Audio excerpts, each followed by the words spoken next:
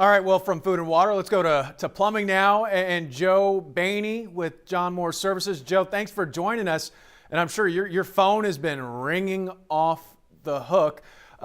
So question for you, what do you do once the water is restored? And I know a lot of people are still dealing with water issues if they have it, right? A lot of people don't even have water. But what do you do once the water is restored? Yeah, it's going to be individual.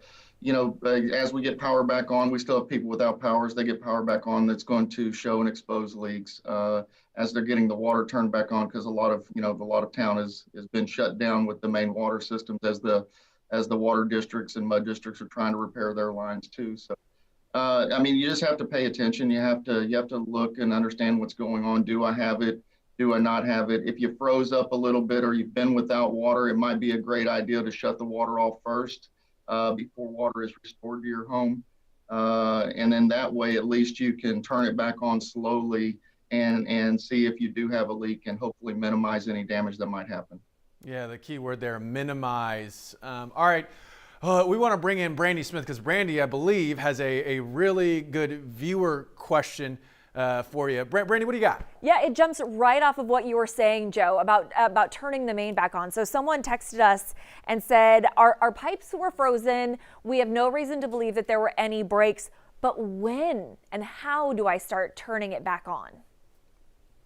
So it's gonna, again, that's gonna vary for everybody too, right? I mean, if you have power and your house is warmed back up, with the temperature we had yesterday, it rose up high enough that antifreeze and attics probably should have subsided, let themselves go, and so turn it back on when you have help is the best answer, right? We got down to freezing again last night, so if you weren't completely thawed, it may have refrozen. So wait till the sun gets up a little bit, the temperature rises a little bit, but have some help. Have somebody in the house, somebody if you can get in the attic, and please don't put yourself in a bad spot, but have somebody that can kind of stand around and then just slowly turn that on. And so you can fill up your valves, leave some faucets open so the water runs through. You're not building up this incredible pressure right off the bat.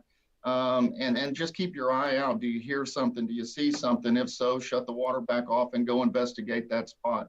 If you see water dripping, yep, you've got a leak, and call a professional and get us out there to help you.